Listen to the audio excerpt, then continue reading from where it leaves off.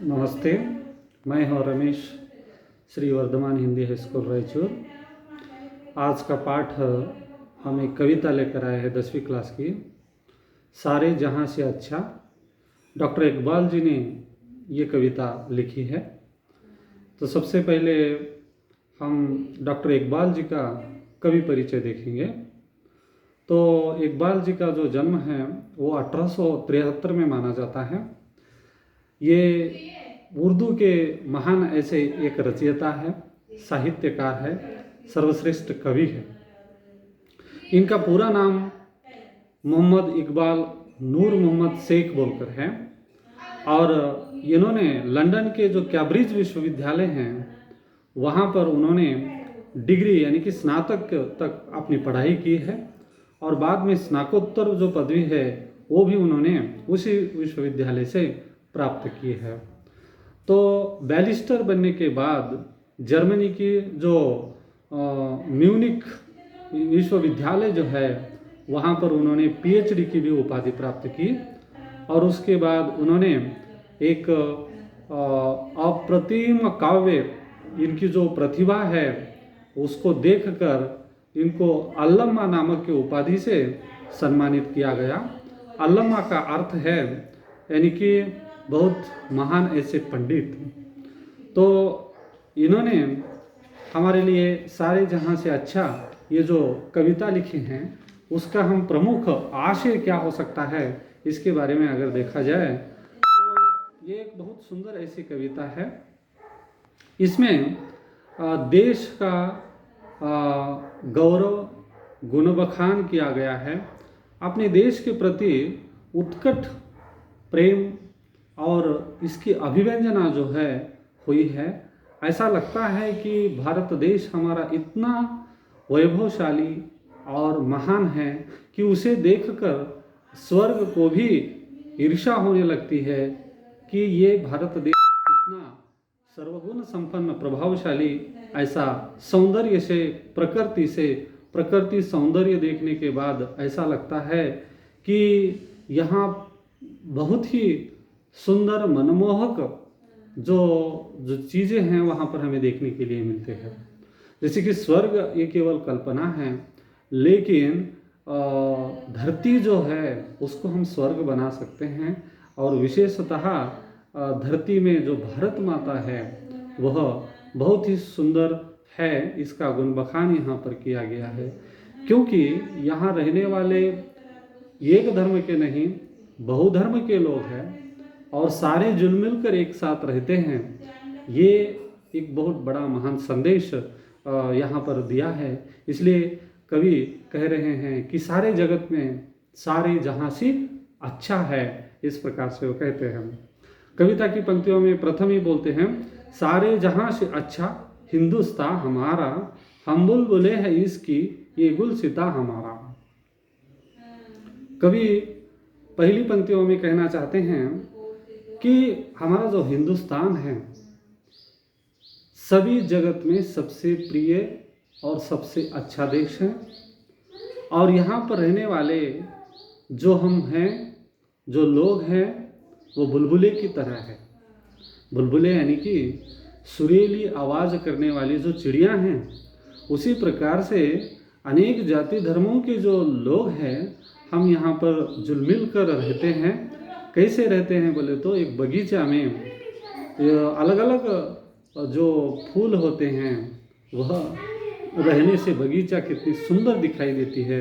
उसी प्रकार से विविध धर्मों के लोग मिलजुल कर रहने से हमारा जो भारत देश है सर्वसंपन्न और सुंदर दिखाई देता है।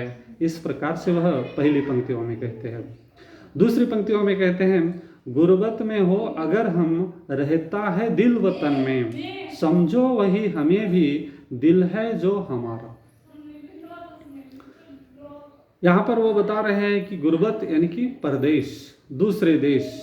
कोई अगर नौकरी के वास्ते और किसी कारण के लिए अपना देश छोड़कर अगर वह विदेश चला गया है, गुर्बत में यानी कि परदेश में अगर है, तो भी क्या हुआ, वो बोलते हैं रहता है दिल वतन में, यानी कि जिस मिट्टी में अपना जन्म हुआ है जो अपनी धरती है वहाँ पर उसका जो संपूर्ण जो हृदय है, दिल है, मन है, वहाँ पर ही रहता है। और वो इसलिए बोलते हैं कि समझो वही हमें भी। शरीर से अगर हम विदेश में रहे तो भी हमें कहाँ समझना है, हम उसी अपने मातृभूमि में ही हैं, क्योंकि हमारा जो मन है, संपूर्ण राष्ट्र के प्रति जो भावनाएं हैं वहाँ पर निहित है, भरी हुई है, क्योंकि जहाँ दिल होता है वही व्यक्ति होता है। इस प्रकार से वहाँ वो बता रहे हैं, पर्वत वो सबसे ऊंचा हमसाए आसमां का।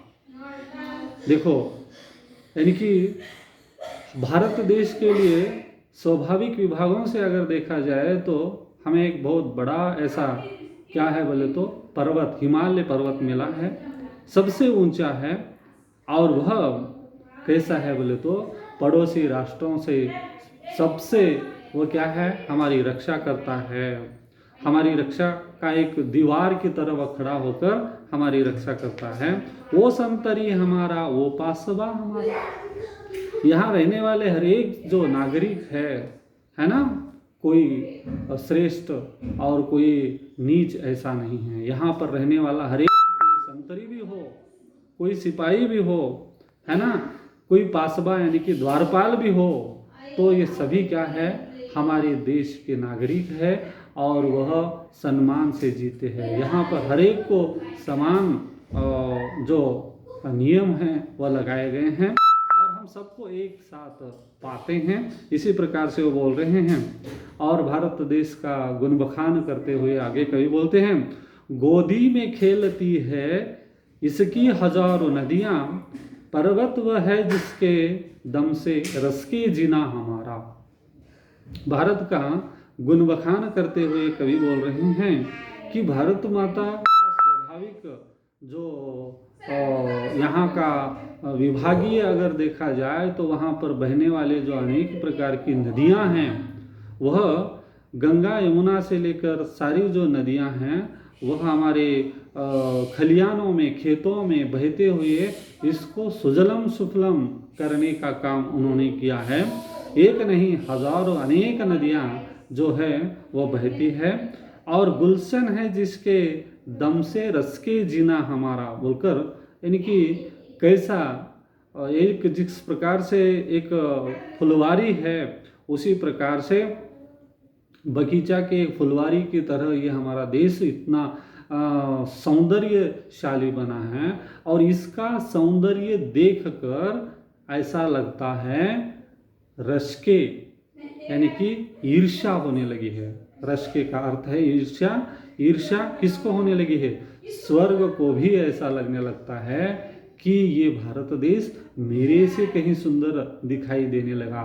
इस प्रकार की ईर्ष्या स्वर्ग को भी हो जाए, ऐसा हमारा क्या है, भारत देश है। इस प्रकार के विचार कवि ने यहाँ पर व्यक्त किए हैं। स्वर्ग है या नहीं है ये केवल कल्पना है, लेकिन धरती और देश तो है और इसको हम सर्वांग सुंदर, है ना, स्वर्ग ही मान सकते हैं, इसको स्वर्ग बना सकते हैं।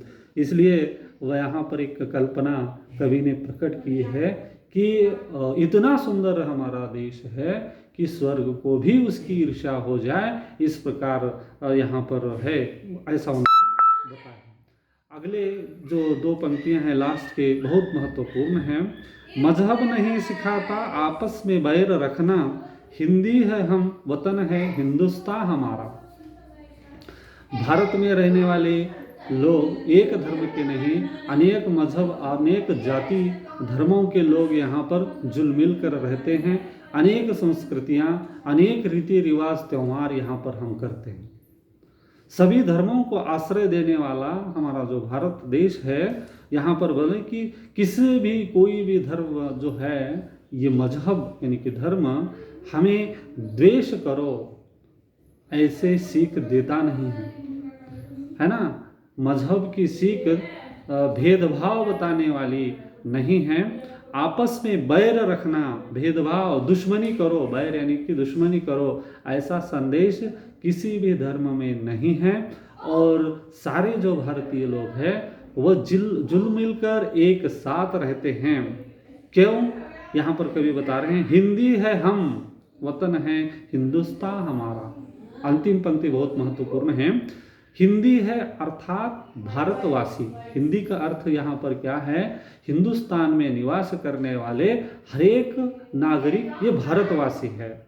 इसलिए हिंदी है हम, वतन है, यानी कि हमारा देश जो है वह भारत माता है, वह हिंदुस्तान, वही हिंदुस्तान है जहां हम निवास करते हैं। इस प्रकार के कवि की जो भावना है डॉक्टर इकबाल जी की, कि हम सारे जगत में सबसे अच्छे हैं, सबसे अच्छे, सारे जहां से अच्छा, जगत में सर्वांग सुंदर श्रेष्ठ हम हैं, क्योंकि सारे धर्मों को आश्रय देकर मानवता का, शांति का संदेश देने वाले हम भारतीय लोग हैं। इसी प्रकार के विचार कवि ने इस कविता के माध्यम से प्रकट किए हैं। धन्यवाद।